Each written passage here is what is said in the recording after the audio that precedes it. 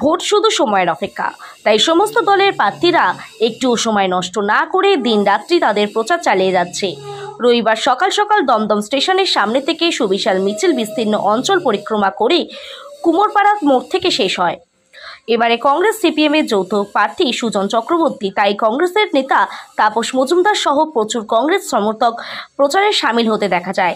মিছিলে কর্মী সমর্থকদের মধ্যে উদ্দীপনার একটা কারণ, এত জনজোয়ার সম্প্রীতিক সমস্ত মিছিলে যে দেখা যাচ্ছে ক্লান্তিহীনভাবে যেভাবে মানুষ মিছিলে অংশগ্রহণ করছে, তাই তাদের দাবি দীর্ঘদিন পর লাল দমদম আবার বাম দুর্গে পরিণত হবে। আজকে আমাদের দমদমে রবিবাসরীয় প্রচার ছিল, কয়েক হাজার মানুষ এবং রাস্তার দুপাশে মানুষের দারুণ উৎসাহ। আজকে আমাদের প্রচার যাত্রায় সঙ্গী ছিলেন বৃন্দা কারাত, সবাই জানেন, জাতীয় কংগ্রেসের এই জেলার সভাপতি তাপস মজুমদার, প্রাক্তন মন্ত্রী রেখা গোস্বামী, পলাশ দাস সহ আমাদের কলাকুশলীরা বিমল চক্রবর্তী, উষসী চক্রবর্তী, সুপ্রিয় দত্ত, সর্বভারতীয় ছাত্রনেত্রী জেএনইউর সবাই জানেন ঐশী ঘোষ, তারা সবাই, আরও অনেক মানুষ ছিলেন। আমি কার নাম বলবো আর কার নাম বলবো না আমি জানি না। দুপাশে মানুষ ভরসা জুগিয়েছেন, শুভেচ্ছা জানিয়েছেন। মানুষের সঙ্গে পরিচয় করতে করতে আমরা চলেছি। মানুষের চোখ মুখ বলছে বদলের হাওয়া বইছে দমদমে। গোটা রাজ্য বুঝতে পারছে একটা বিপজ্জনক অবস্থার মধ্যে গোটা রাজ্য। মানুষ রুখতে চায়, মানুষ বদলাতে চায়। আমরা বলছি ভরসা রাখুন, বদলে যাবে। দাদা, সাম্প্রতিক যে সন্দেশখালী ঘটনা ঘটলো, মুখ্যমন্ত্রী বলছেন একটা চকলেট বোম ফুটলেও সিবিআই এনআইএ-কে ডাকা হচ্ছে, এনএসজি কমান্ডো ডাকা হচ্ছে। মুখ্যমন্ত্রীর যেটা বলা উচিত ছিল যে সন্দেশখালীর ঘটনার পর 54 দিন কেন লাগলো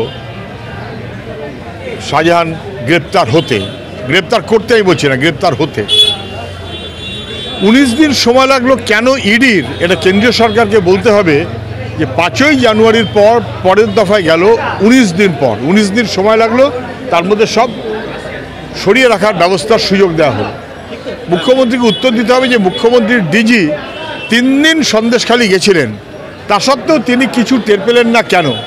স্থানীয় মানুষ তো জানতো যে কোটি কোটি টাকা, শয়ে শয়ে কোটি টাকা, এবং মানুষ জানতো যে প্রচুর বেআইনি জিনিস তার কাজে হাত পাকিয়ে রেখেছে শিবু হাজরা, শেখ শাহজাহানরা। মানুষ জানে, পুলিশ জানে না, ইডি জানে না, সবাই জেনে বুঝে কোথাও একটা ধামাচাপা দেওয়ার খেলা। এখন কেউ বলছেন কালীপটকা, কেউ বলছেন অন্য কিছু। আরে বাবা, মাটির তলা থেকে তো উদ্ধার হলো, সত্যটাকে অস্বীকার করবে কি করে?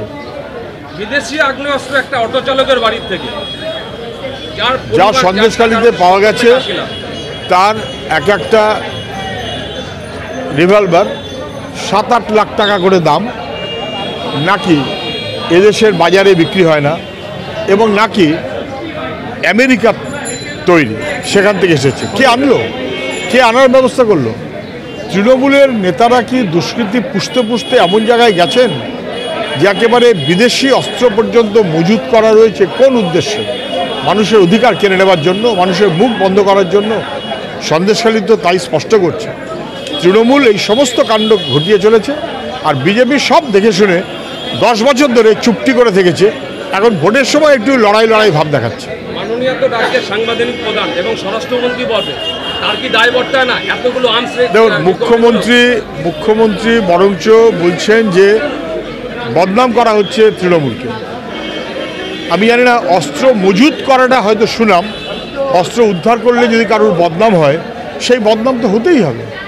বাংলার কোনো নিরাপত্তা থাকবে না, শিশুরা পর্যন্ত মারা যাচ্ছে, মহিলারা মারা যাচ্ছে, বোমা বিস্ফোরণ হচ্ছে জায়গায় জায়গায়।